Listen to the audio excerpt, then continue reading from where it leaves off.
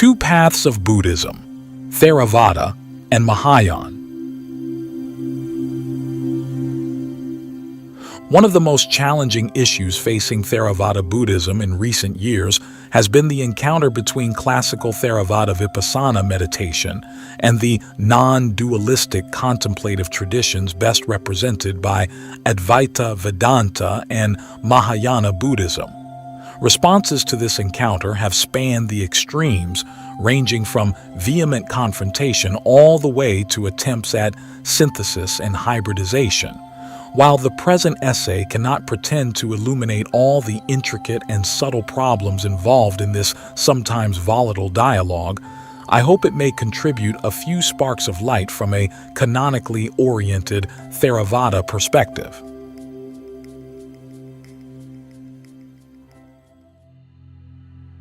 Dhamma and Non-Duality by Bhikkhu Bodhi.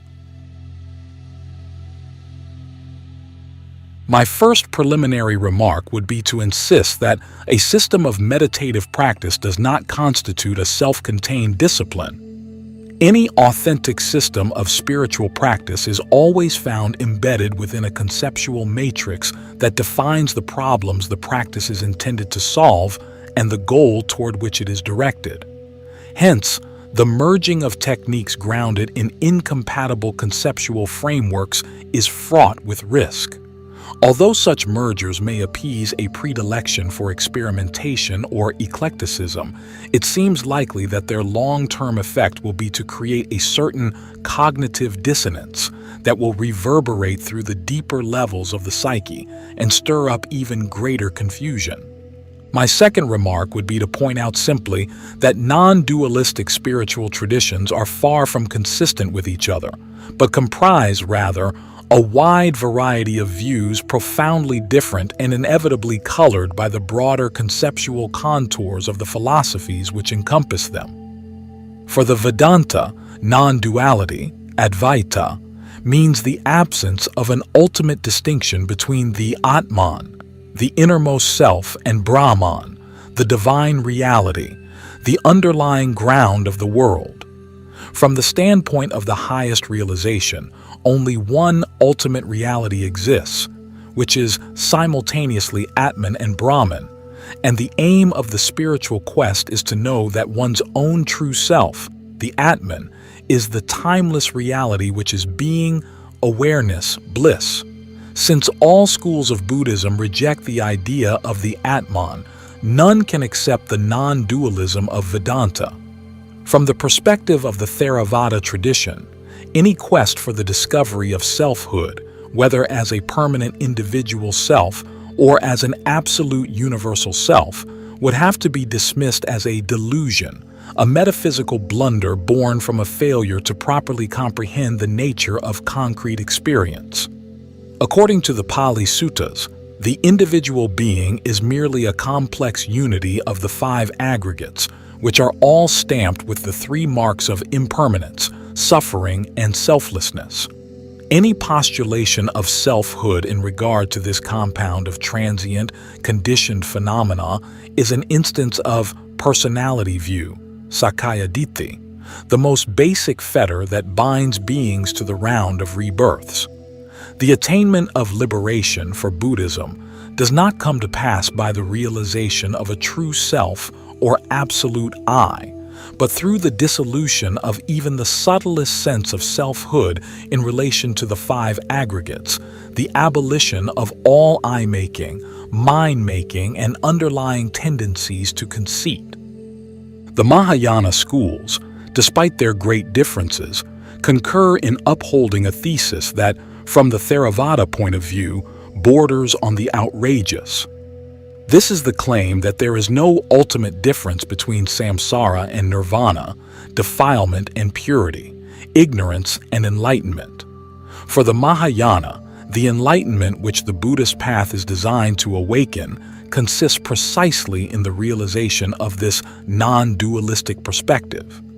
The validity of conventional dualities is denied because the ultimate nature of all phenomena is emptiness, the lack of any substantial or intrinsic reality, and hence in their emptiness all the diverse, apparently opposed phenomena posited by mainstream Buddhist doctrine finally coincide, all dharmas have one nature, which is no nature. The teaching of the Buddha, as found in the Pali Canon, does not endorse a philosophy of non-dualism of any variety, nor, I would add, can a non-dualistic perspective be found lying implicit within the Buddha's discourses. At the same time, however, I would not maintain that the Pali Suttas propose dualism, the positing of duality as a metaphysical hypothesis aimed at intellectual assent.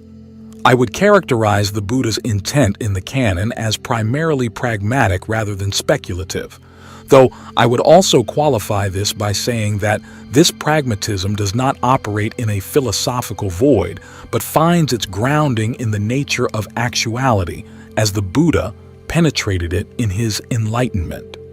In contrast to the non-dualistic systems, the Buddha's approach does not aim at the discovery of a unifying principle behind or beneath our experience of the world. Instead, it takes the concrete fact of living experience, with all its buzzing confusion of contrasts and tensions, as its starting point and framework, within which it attempts to diagnose the central problem at the core of human existence and to offer a way to its solution. Hence, the pole star of the Buddhist path is not a final unity, but the extinction of suffering, which brings the resolution of the existential dilemma at its most fundamental level. When we investigate our experience exactly as it presents itself, we find that it is permeated by a number of critically important dualities with profound implications for the spiritual quest. The Buddha's teaching, as recorded in the Pali Suttas, fixes our attention unflinchingly upon these dualities and treats their acknowledgement as the indispensable basis for any honest search for liberating wisdom. It is precisely these antitheses of good and evil, suffering and happiness, wisdom and ignorance, that make the quest for enlightenment and deliverance such a vitally crucial concern. At the peak of the pairs of opposites stands the duality of the conditioned and the unconditioned. Samsara, as the round of repeated birth and death wherein all is impermanent, subject to change and liable to suffering, and Nibbana as the state of final deliverance, the unborn, ageless, and deathless. Although Nibbana, even in the early texts, is definitely cast as an ultimate reality and not merely as an ethical or psychological state, there is not the least insinuation that this reality is metaphysically indistinguishable at some profound level from its manifest opposite, samsara.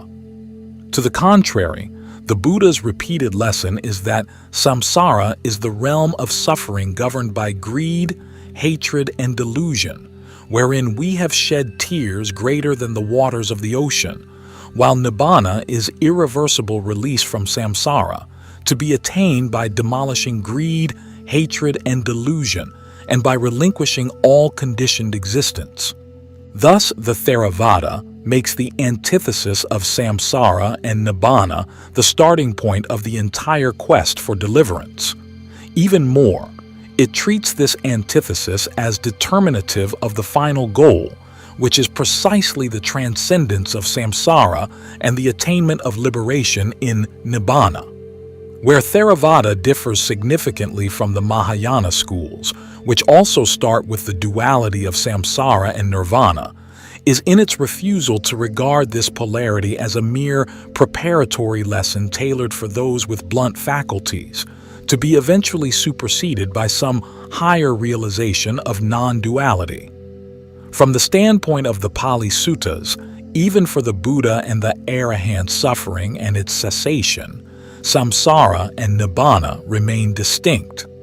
Spiritual seekers still exploring the different contemplative traditions commonly assume that the highest spiritual teaching must be one which posits a metaphysical unity as the philosophical foundation and final goal of the quest for enlightenment.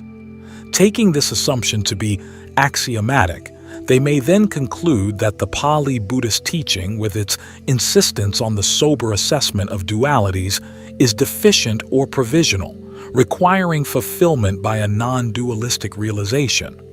For those of such a bent, the dissolution of dualities in a final unity will always appear more profound and complete.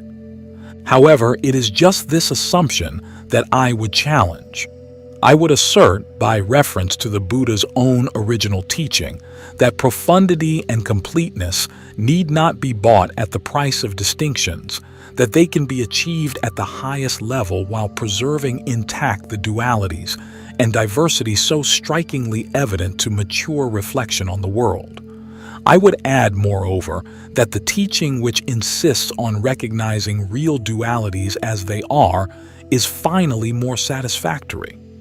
The reason it is more satisfactory, despite its denial of the mind's yearning for a comprehensive unity, is because it takes account of another factor which overrides in importance the quest for unity. This something else is the need to remain grounded in actuality.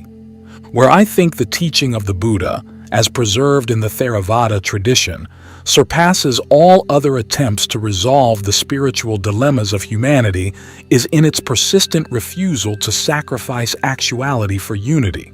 The Buddha's Dhamma does not point us toward an all-embracing absolute in which the tensions of daily existence dissolve in metaphysical oneness or inscrutable emptiness. It points us, rather, toward actuality as the final sphere of comprehension, toward things as they really are, yathabhuta. Above all, it points us toward the Four Noble Truths of suffering, its origin, its cessation, and the way to its cessation as the liberating proclamation of things as they really are. These four truths, the Buddha declares, are noble truths, and what makes them noble truths is precisely that they are actual, undeviating, invariable, tatha, avitatha, and anatha. It is the failure to face the actuality of these truths that has caused us to wander for so long through the long course of samsara. It is by penetrating these truths exactly as they are that one can reach the true consummation of the spiritual quest, making an end to suffering. In this sequel to the previous essay, I intend to discuss three major areas of difference between the Buddha's teaching, which we may refer to here as the Aryan Dhamma, and the philosophies of non-duality. These areas correspond to the three divisions of the Buddhist path: virtue, concentration, and wisdom. In regard to virtue, the distinction between the two teachings is not immediately evident, as both generally affirm the importance of virtuous conduct at the start of training. The essential difference between them emerges, not at the outset, but only later, in the way they evaluate the role of morality in the advanced stages of the path. For the non-dual systems, all dualities are finally transcended in the realization of the non-dual reality, the absolute or fundamental ground. As the absolute encompasses and transcends all diversity, for one who has realized it, the distinctions between good and evil, virtue and non-virtue, lose their ultimate validity. Such distinctions, it is said, are valid only at the conventional level, not at the level of final realization. They are binding on the trainee, not on the adept. Thus we find that in their historical forms, particularly in Hindu and Buddhist Tantra, philosophies of non-duality hold that the conduct of the enlightened sage cannot be circumscribed by moral rules. The sage has transcended all conventional distinctions of good and evil.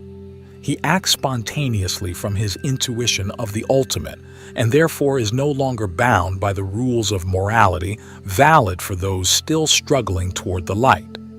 His behavior is an elusive, incomprehensible outflow of what has been called crazy wisdom. For the Aryan Dhamma, the distinction between the two types of conduct, moral and immoral, is sharp and clear, and this distinction persists all the way through to the consummation of the path. Bodily conduct is twofold, I say, to be cultivated and not to be cultivated, and such conduct is either the one or the other. MN 114. The conduct of the ideal Buddha sage, the arahant, necessarily embodies the highest standards of moral rectitude, both in the spirit and in the letter, and for him, conformity to the letter is spontaneous and natural. The Buddha says that the liberated one lives restrained by the rules of the Vinaya, seeing danger in the slightest faults. He cannot intentionally commit any breach of the moral precepts, nor would he ever pursue any course of action motivated by desire, hatred, delusion, or fear. In the sphere of meditation practice or concentration, we again find a striking difference in outlook between the non-dual systems and the Aryan Dhamma, since for the non-dual systems, distinctions are ultimately unreal. Meditation practice is not explicitly oriented toward the removal of mental defilements and the cultivation of virtuous states of mind. In these systems, it is often said that defilements are mere appearances devoid of intrinsic reality, even manifestations of the absolute. Hence, to engage in a program of practice to overcome them is an exercise in futility, like fleeing from an apparitional demon. To seek to eliminate defilements is to reinforce the illusion of duality. The meditative themes that ripple through the non-dual currents of thought declare no defilement and no purity. The defilements are in essence the same as transcendent wisdom. It is by passion that passion is removed. In the Aryan Dhamma, the practice of meditation unfolds from start to finish as a process of mental purification. The process begins with the recognition of the dangers in unwholesome states. They are real pollutants of our being that need to be restrained and eliminated. The consummation is reached in the complete destruction of the defilements through the cultivation of their wholesome antidotes. The entire course of practice demands a recognition of the differences between the dark and bright qualities of the mind and devolves on effort and diligence. One does not tolerate an arisen unwholesome thought. One abandons it, dispels it, abolishes it, nullifies it. MN 2. The hindrances are causes of blindness, causes of ignorance, destructive to wisdom, not conducive to Nibbana, SN 4640. The practice of meditation purges the mind of its corruptions, preparing the way for the destruction of the cankers, asavakaya. Finally, in the domain of wisdom, the Aryan Dhamma and the non-dual systems once again move in contrary directions. In the non-dual systems, the task of wisdom is to break through the diversified appearances, or the appearance of diversity, in order to discover the unifying reality that underlies them. Concrete phenomena, in their distinctions and their plurality, are mere appearance, while true reality is the one, either a substantial absolute, the Atman, Brahman, the Godhead, etc., or a metaphysical zero, sunyata, the void nature of mind, etc. For such systems, liberation comes with the arrival at the fundamental unity in which opposites merge and distinctions evaporate like dew. In the Aryan Dhamma, wisdom aims at seeing and knowing things as they really are, yatha bhutana nadasana. Hence, to know things as they are, wisdom must respect phenomena in their precise particularity.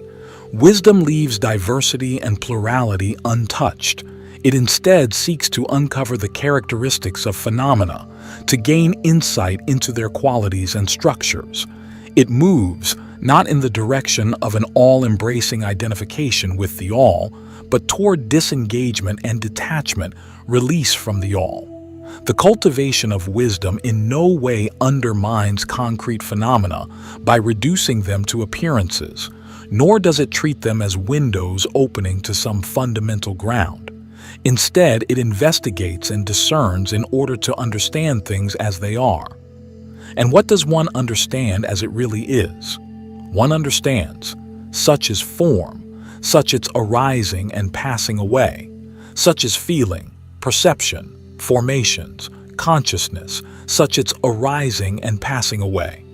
When one sees, all formations are impermanent, all are suffering, everything is not self, one turns away from suffering. This is the path to purity. Spiritual systems are colored as much by their favorite similes as by their formulated tenets. For the non-dual systems, two symbols stand out as predominant. One is space, which simultaneously encompasses all and permeates all, yet is nothing concrete in itself. The other is the ocean, which remains self-identical beneath the changing multitude of its waves. The similes used within the Aryan Dhamma are highly diverse, but one theme that unites many of them is acuity of vision. Vision which discerns the panorama of visible forms clearly and precisely, each in its own individuality. It is just as if there were a lake in a mountain recess, clear, limpid, undisturbed, so that a man with good sight standing on the bank could see shells, gravel, and pebbles, and also shoals of fish swimming about and resting. He might think, there is this lake, clear, limpid, undisturbed, and there are these shells, gravel, and pebbles, and also these shoals of fish swimming about and resting. So too a monk understands as it actually is. This is suffering. This is the origin of suffering. This is the cessation of suffering. This is the way leading to the cessation of suffering. When he knows and sees thus, his mind is liberated from the cankers, and with the mind's liberation he knows that he is liberated. MN 39.